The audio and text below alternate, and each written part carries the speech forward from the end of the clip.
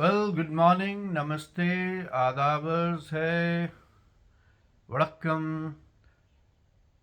जो बोले सो निहाल, सत श्री अकाल, सत श्री अकाल, सत श्री अकाल जी। गंग लंग रंग यंग हंग ओम।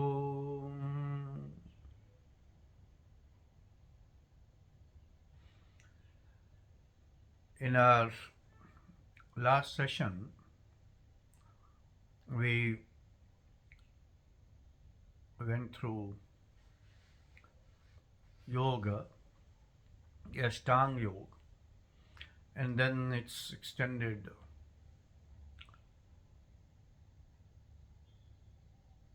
stage of understanding the Kundalini. And today we shall take 5 slokas from Gita and try to understand the perspective of yoga that the Gita Darshana has enunciated, or how the Gita Darshana has proceeded to amalgamate the two darshanas and come out with a third version, a new entity, Gita Darshanam, out of Yoga Darshana and Sankhya Darshana. We shall slowly proceed to the amalgamation, but before that we will look at the process of taking yoga into Gita. Now the 5 shlokas that come to my mind, that have been given to me, na atyashnasto yogo asti, na cha ekantam ashnatah, na ati swapanशीलस्य, न तो जागृतो एवं अर्जुनः, युक्त आहार विहारस्य, युक्त चेष्टस्य कर्मसु, युक्त स्वप्नावबोधस्य, तत् योग सिद्धि भवति दुःखः। तपस्वीभ्यो अति दुःखि योगाः, तपस्वीभ्यो अधिक योग, ज्ञानीभ्यो अपि मतो अधिक, कर्मीभ्यश्च अधिक योगी, तस्मात् योगी भवत अर्जुनः।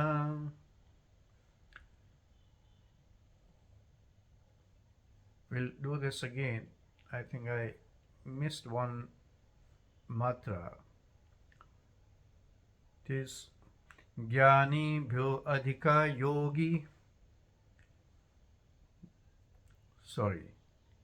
The star says Tapasvibhyo adhika yogi, Jnanibhyo api mato adhikah, Karmibhyascha adhika yogi, Tasmat yogi bhavat arjunah. Third. Fourth shloka is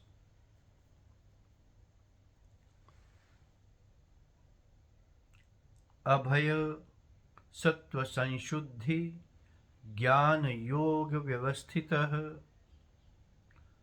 Abhaya Sattva Sanshuddhi Jnana Yoga Vyavasthitah. Danascha Damascha Yajnacha Swadhyayastapa Arjavam.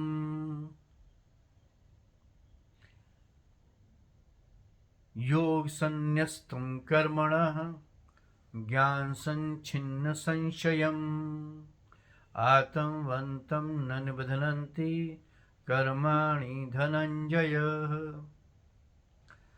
So these 5 shlokas we'll do one by one.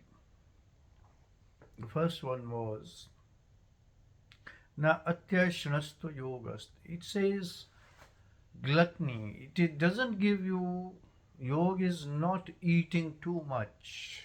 There will be certain people who say yogi and then they will display immense appetite, gigantic appetite. On the other side, Nacha Ekantam, the other side, they go into seclusion, solitude, and they keep themselves famished. They don't eat anything. Nati Swapanshilasya. One is not too dreamy, imaginative, or even sleeping. One yogi will not sleep, keep on sleeping for long. Natu Jagrita Marjuna. Some who display that this yogi has been awake for so many years, has never slept. Or there are yogis who are sleeping for long. Gita says yoga is not that. It will not lead you to the communion, the ultimate objective of yoga. So basically it says the middle path, which subsequently Lord Buddha also enunciated. This is the germinal shloka for the middle path. The next one is Yukta Ahar Viharasya Yukta Cheshtasya Karmsu. Yukta here can be interpreted in 2 ways. One is direct, that is yukt, conjointed, and the other is optimum. Yukt ahar viharasya. Yukt here, if we go by the first interpretation, it says when you are in communion, when you are joined, then the food that you take or the way you behave yourselves, the conduct, that should be in synchronization with your communion to the God, in that communing manner. It should communicate the state of communion. Yukta ahar viharas. Yukta cheshtasya karmsu. Whatever action you are doing, of thought, word, or physical action, it should be again at the stature of communion, joined of both mind and body.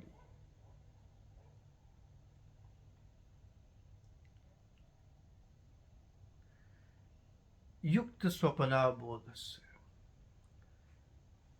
So, the same way it should be conjointed, sleep, wake, or both is a little higher level, that it should be, you should exude intelligence of that level, of that stature. The other is the optimization of these very actions. Optimum food, optimum conduct, appropriate to what the situation is. Optimum effort towards your karma. Optimum labor. You don't try too hard or don't be lethargic. It should be optimized as much as that is required, as much as that would deliver, neither too harsh, too hard, neither too light. It should be optimized. So these are both shlokas. They say this yoga has to be optimized in conjunction with your status of mind and body both. Tat yoga siddhi bhavati dukkha. Once you master this kind of yoga, it will burn away your all pains, adversities, dukkha, all dukkhas, the dukhs, the pains, the discomforts, the adversities, they will all go once you master the technique of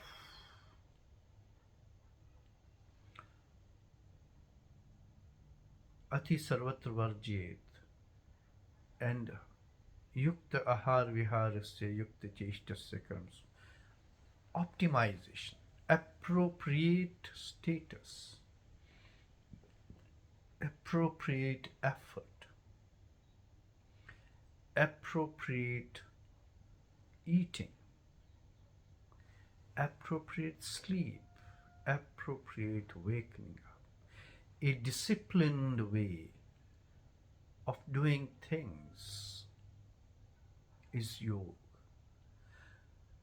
Yoga primarily means to be one with the ultimate,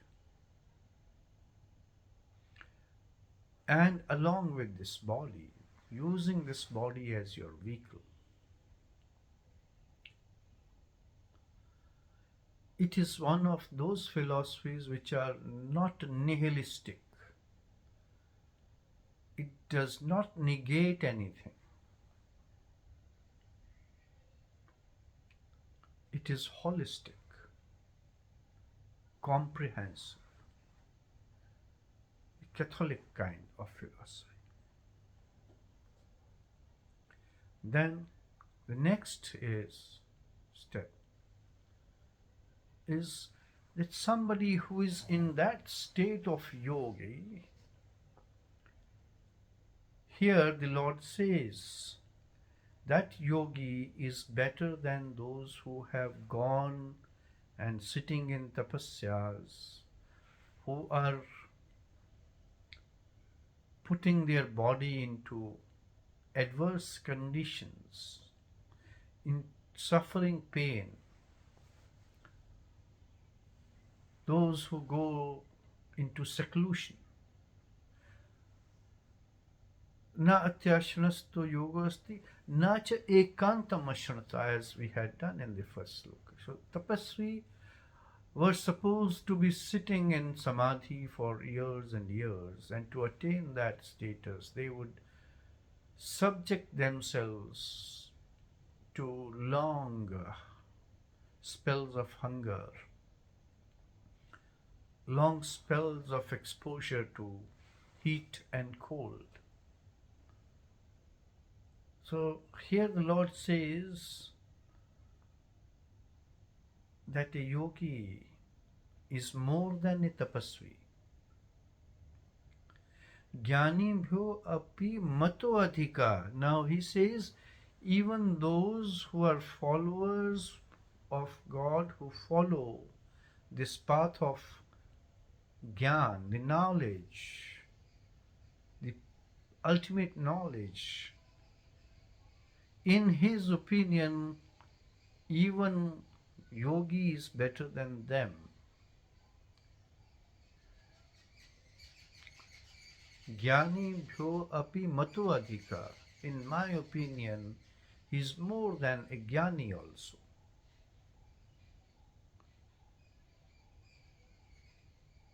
Then you see, karmi bhyascha adhikari.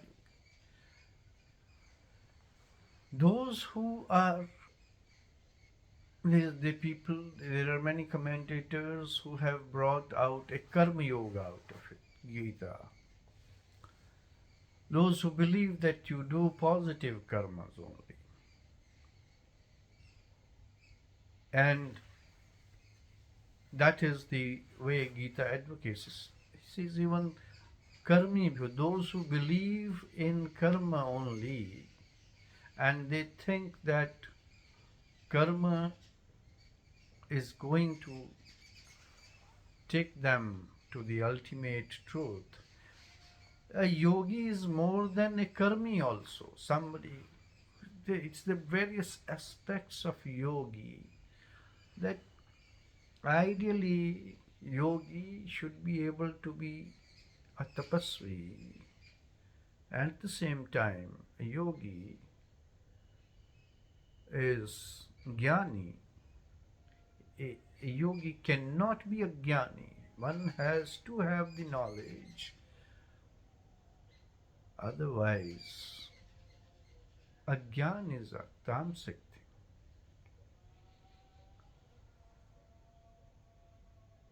And then karma yogi. Yogi cannot sit back and say that I will not perform any karma.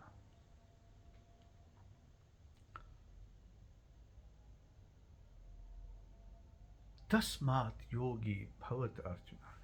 That kind of yogi you be, Arjuna, who is more than a tapasvi, who is more than a jnani, a hard, somebody who is subjecting hard work, harsh tolerance of harshest, endurance of harshest things. And jnani, one has to be knowledgeable, learned, and karmi, believing in your action, doing an action in a sattvika format. Mukta sanguna hamvadi dhriti utsa samadita. Siddhya siddhyo nirvikara. Sakarta sattviko uchyate. That karmi, all these things, and more than that, that kind of yogi you have to be. We all, Arjuna, the shining one.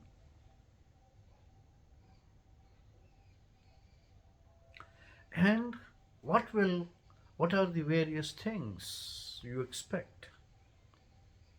Abhaya, one has to be fearless, courageous. Yogi is a courageous person. Sattva, sattvika, and always truthful. Sanshuddhi, clean and pure, both outer and inner purity. Jnana Yoga Vyavasthita. Now we say both Jnana and Yoga are Vyavasthita, has to be fully established. In what way? In a very organized way of both Jnana and Yoga. Here Gita is looking at the amalgamation of Sankhya and Yoga Darshan. And Damascha, Danascha, Yagyascha. These are the perseverance, the fortitude, and charity to the needy ones. Yagyash, sharing, sacrificing, if that need be. Swadhyaya, studying oneself, always monitoring oneself, and studying by oneself, always gaining knowledge, information, progressing in knowledge, updating oneself, researching, contemplating on knowledge. on oneself, monitoring oneself. Swadhyascha tapa arjuna, the hard work, endurance, and Arjun straightforwardness, no tongue in cheek, no hiding, no concealing, straightforward. These are the qualities of a yogi. And what we did in the first two limbs of Ashtanga Yoga, Yama and Niyam, Satya, Ahimsa, Astyam, Aparigrah, Brahmacharya, Yamas, Shauch, Santosh, Swadhyaya, Tapa, Ishwar, Parinidhan, Niyamas. And here what is say? Abhaya, Sattva, Sanshuddhi, Jnana, Yoga, Vivasthita, Damascha, Danas, Yagyascha, Swadhyaya, Tapa, Acha. So these are the qualities of a yogi. And what kind of yogi who is more than a karmi, who is more than a knowledgeable person, who is more than only somebody who is only doing harsh. Everything yoga will give you.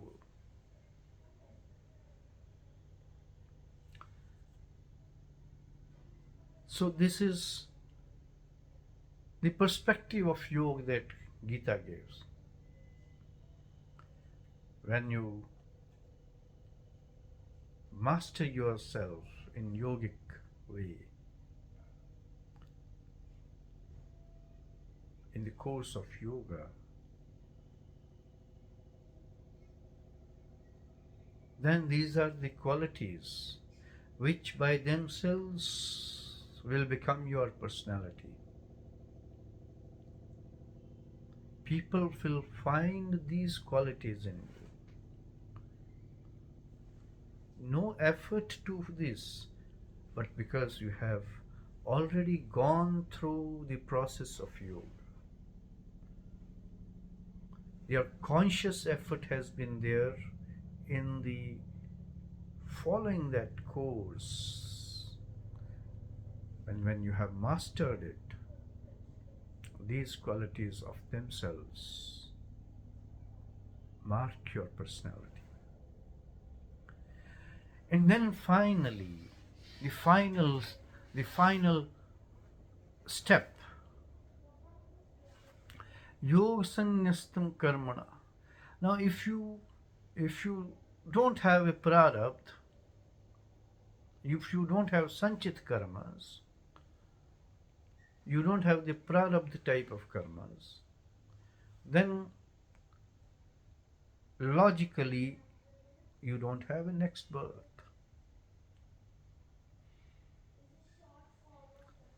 So once you are yogi, you are mukta sango naham vadi, siddhya siddhyo nirvikara. You are not attached to your karma. You are not attached to the success or failure of the karma.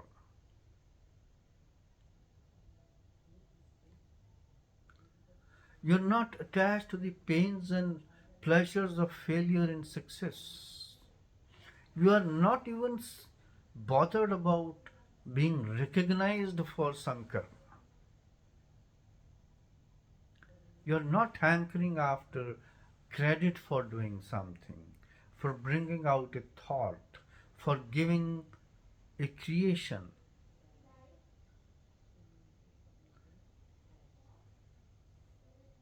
Then these karmas will not bind. Whatever prarabdha is, you will consume it. Whatever sanchit is accumulated, that will be consumed with yoga. And yoga sannyastam karmani jnana sanchinna sanshayam. If there is any self-doubt, let it be clear, let it be done apart. Let it be wrenched out by Gyan, the knowledge. It is the ignorance that binds. It is the ignorance that creates doubts. People start doubting the very existence of the final truth, the very existence of God. It is because there is a lack of proper true knowledge. That sanshayam, that self-doubt is to be cleared off, is to be wrenched out by gaining true knowledge. Atam vantam na nibdhananti karmani. Somebody who has realized one's real soul, real self, the soul, and is established in that soul, she or he is not bound by the karmas. That is the ultimate aim of being human. To attain that bliss of being liberated of bonds of karma. That is the objective, and yoga that we have discussed in these 3 sessions is one of the pathways to attain that. If we analyze what we have discussed, ultimately, the final takeaway is that conscious energy has to be brought into superconscious energy, where you are conscious of every part of your body, where you are conscious of every part of the universe, where you are conscious that ihek jagat kritsanam that we did. In one place, the entire creation of the world, pashyaya sacharachara, all moving and non-moving. You're conscious of that, conscious of being part of that Virat Roop, that Virat universe, that Vaishwanara, that Hiranyapurusha, that Chetna, that conscious energy travels from Mooladhar to Sahasrahar with thousands of rays of energy you will feel. If you look at this is yoga exercises are just straightening up this channel. The Merudand is to be kept vertical. The Sthirokaya Shirogriva. In conclusion of this part, the ultimate essence is Chetna. Chetna, which is in the most fundamental location, Mooladhara, in plants, is in Swadhisthana, in animals, and thereafter they hire the primates, those animals which can learn. some of the animals which adapt Manipuri.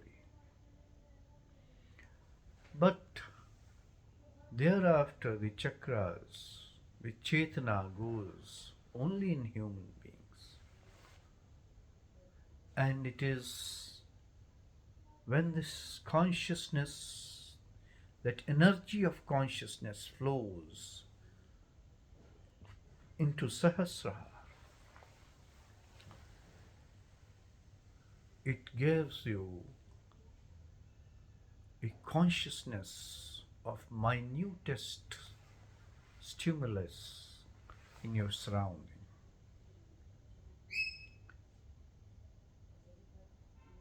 Immediately after action, it gives you the feedback. It gives you the feeling of being one and bliss of thousands of rays of sun, bliss of lying on the Sheshanaga, not bothered about anything, just being witness to the world. Let it go, like maintaining, balancing everything, the most balanced life. So we, tomorrow or the next session, we shall take up the Sankhya Darshan in a very concise manner, and then the aspect of Jnana, maybe 4 or 5 shlokas, as the Sankhya Yoga Darshan, as taken up in GEETA, and it's little bit we will delve into its related scriptures also, related branches, ramifications, we shall take it up. Then 4 or 5 shlokas, and then shlokas where maybe 2 or 3 shlokas where the Gyan and the Yoga Darshans, their effective amalgamation is seen. We'll analyze 1 or 2 such shlokas, and then the final discussion on the course to be taken. So maybe 3 or 4 more sessions, then we shall complete the pathway part of GEETA.